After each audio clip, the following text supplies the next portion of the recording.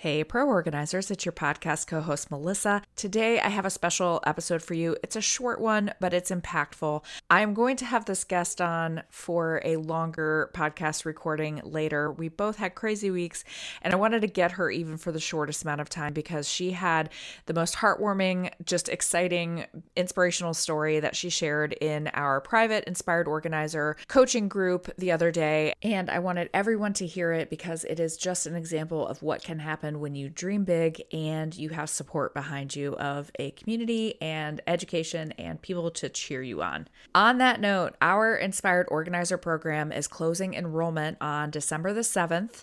And if you have thought about joining us in Inspired Organizer, now is the time. We would absolutely love to add you to our community and have you be able to take in all of the education in December as you sit around and dream and plan and make goals about what 2023 is going to look like, whether you are just thinking about starting your business, if you have just started, or if you have been in business for years and you just want to level up your results. We would love to be a part of your success story.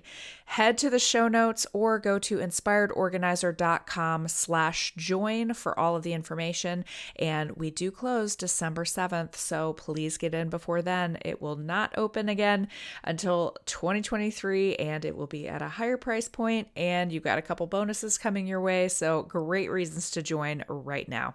All right, here's our guest, Megan Sears. Well, my guest today, I wanted to bring on because she had a post recently in our private Inspired Organizer group, and it just warmed my heart so much. And I wanted to bring her on so that she could share her success with the world of listeners of the Pro Organizer Studio podcast. Before I introduce her, I'm just going to read her post. It was a picture of I'll put the picture in the show notes too, but it was a picture of a number, $61.02. And she said, this $61.02 made my entire week. I just sat down to catch up on some numbers after the holiday break, and I saw that this is all that's left before I break my 2022 income goal. This goal is special to me because I truly didn't know how I would accomplish it. I knew I wouldn't be able to go into the field much or spend as much time on my business as I wanted to. Single mom with 4 kids, one of which is not in school, and health issues have made it very hard. But I made a big goal for myself, and I have almost made it. So much credit goes to courses and groups like these. I have nobody to celebrate with, so it's just me and a sparkling cider waiting to be opened in exactly $61.02. So Megan of Megan Sears Organization, thank you for joining me today. Yeah, absolutely. Thank you. So everything about this post just made my heart smile. So I just wanted to talk to you. Tell me a little bit about how you did it and how you were able to break through this. Yeah, absolutely. So I rebranded. I'm going on my 4-year anniversary early next year. And when I first started, I had this nagging question in my head. I was just recently going through a divorce. I've always kind of suffered from depression and anxiety. And I kept asking myself how I was going to Megan-proof my business and life-proof it, And my answer came in these courses. They were able to help me build a super solid foundation for my business. And because of that, because of the first course I ever took, I've seen growth every single month. I've never not landed a client. I've never not seen a little bit of growth. And I took 2 courses. And after the second one, I was able to build my team. And when my son was in the hospital or the ice storm took out my roof or I had the flu or something, I was still able to build my business. And I call it Megan proofing my. I love that. I'm gonna borrow that too. I'm gonna borrow it for myself. Yeah. With 4 kids, doing this by myself, somebody's always sick, and then we've got mental health on top of it and everything. So this year specifically was going to be very challenging for me. My son was in the hospital, and I knew that was going to be 6 months. It was going to be 6 months of not being able to really dedicate much time to my business. But because of everything that I had done up to that point, I was able to take client calls in the ER, in the room, just step out real quick, and then put those clients through the automation process. And then the next time I talked to him basically was, oh, how was your session? Thank you so much for being with us. What else can we do for you? And so I was able to step away from my business during the times that my family needed me. Yeah. And so really didn't think I was going to make my big lofty goals this year. Looking at the year ahead of time, I was like, oh my goodness. Okay, but I'm going to dream big because that's what all the coaches tell you to do, Yeah. get those numbers down. And so when I was looking at them, I had this idea in the back of my head all year that it was going to be too hard, but everything I put, it helped me show up for my business just how I needed to. So Yeah. I'm so happy for you. I'm happy for anyone, no matter what their goal is, right? Like if your goal is to make $100 in your business and you make $100, I am so excited for you. But I love when you set a lofty goal and a goal that you don't think you're going to be able to make, because sometimes putting those goals out there is all that needs to happen. Like, I'm not a woo-woo person, but sometimes when you just put it down on paper and you put it out into the universe, it ends up happening. And by the way, that's through a lot of hard work, and it's not by magic, but you can, when you put, it's a lot of hard work. But one of the things that like you and I were talking about before we started recording is having people to lean on. And in our businesses, we're kind of alone, right? Like you're in your car right now. I'm at a client's house. Like we're kind of alone a lot, right? And so having people to be able to share things with, the successes and sometimes the valleys, because there are valleys too. Absolutely. It's so important. I was saying I'm part of the Mob. Yeah. Tell us about that. It's a women mom-owned business groups. It's national, and you get together in your immediate chapters in your area. And it's just women like us who are starting or have started. It's people who are still trying to figure out what their business names are, to people who are CEOs of the big places, right? Yeah.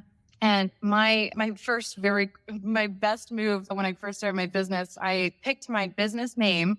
And then I Googled, business group, and I found them. And I went the next day after I opened my business. And that first month, I think I had like 4 or 5 clients from that group. Yeah. And then it's never not paid off from there.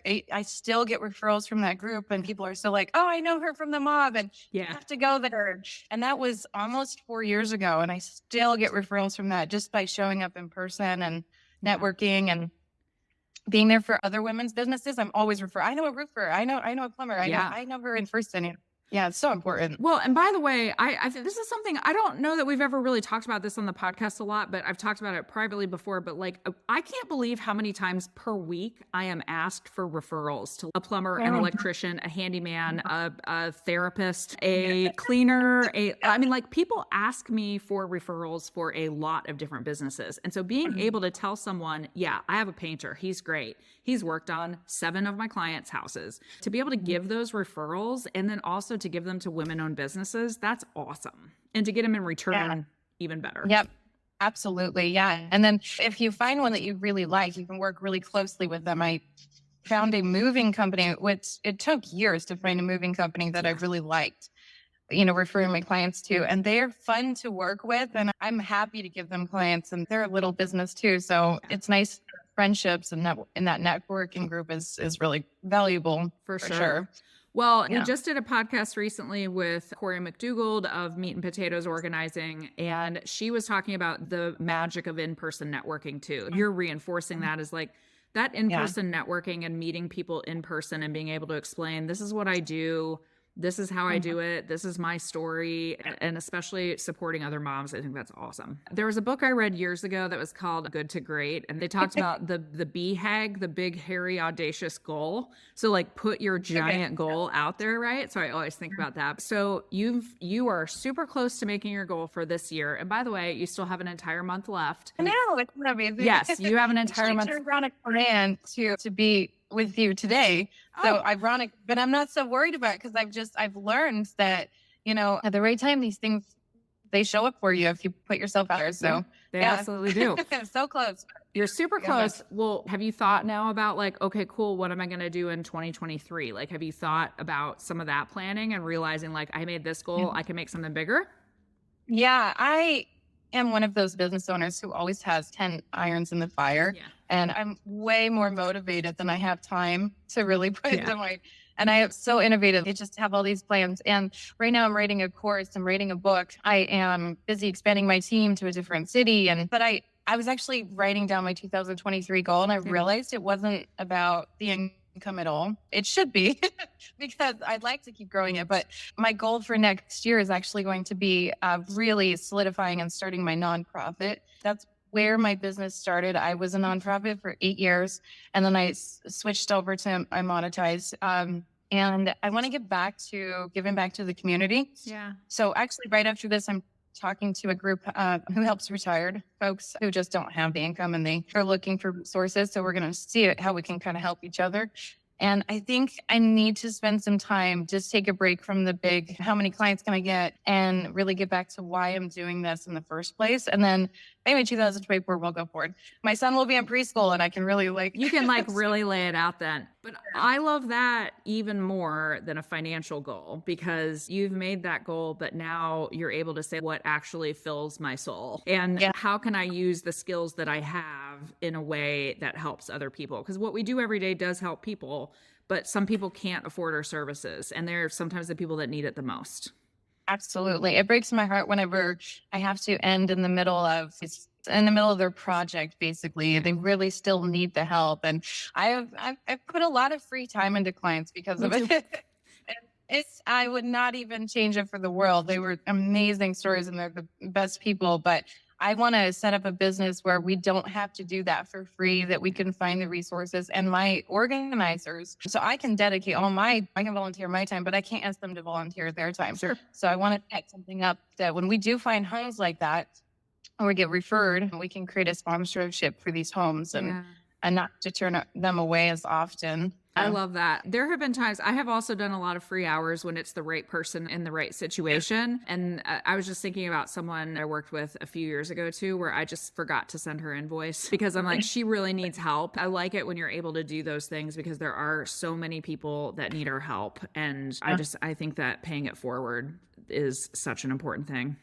And I think it's tricky with clients like that because I have found personally, oftentimes those clients are not people who have their own network. Most of the time, they're not even on social media. So the free work is great. And the two of us are like, this was amazing, but that's where it ends. You never get to really show the world what we're doing in those situations. Like those really amazing stories that go hidden and they're quiet because we're in there for free. And let us look at it, more exposure about how we can help people, even if they're not on social media. Yeah, I want to go back to something you said about Megan proofing your business. So I love that phrase, first of all. I know you talked a little bit about what that means, but how do you make that a part of your daily routine? Or do you really think about that strategically? Absolutely. My biggest fear was starting my business. And one of the reasons I put in 100 applications to jobs before I decided to open my business, because that fear of my kids and my life and the divorce I was going through and my mental health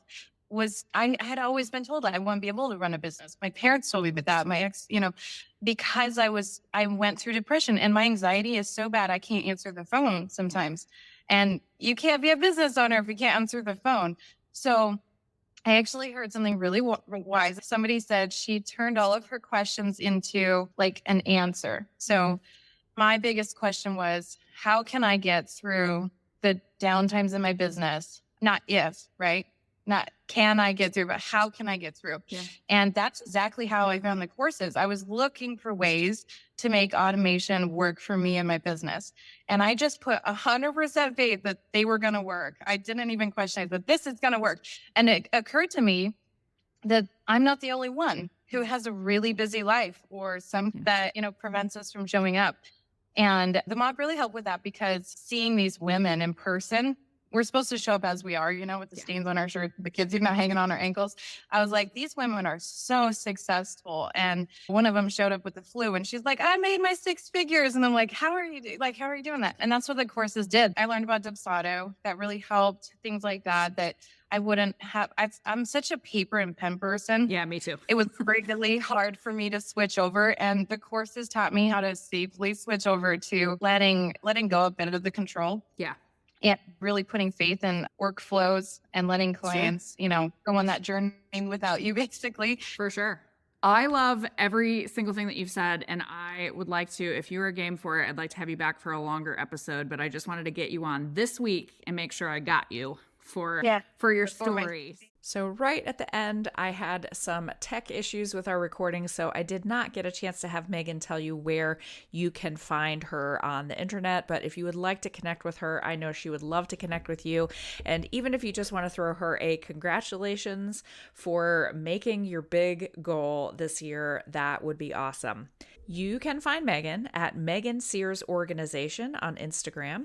You can also find her at megansearsorganization.com for her website. We here at Pro Organizer Studio are so happy to have women like Megan in our community.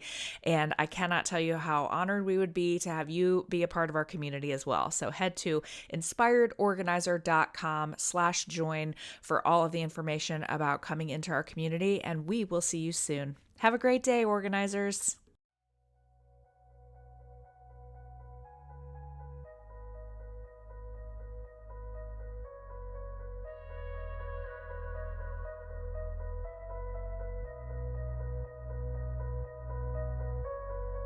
Thank you so much for listening in to the Pro Organizer Studio podcast. If you'd like to get our roadmap for success as a pro organizer, head straight to www.proroadmap.com.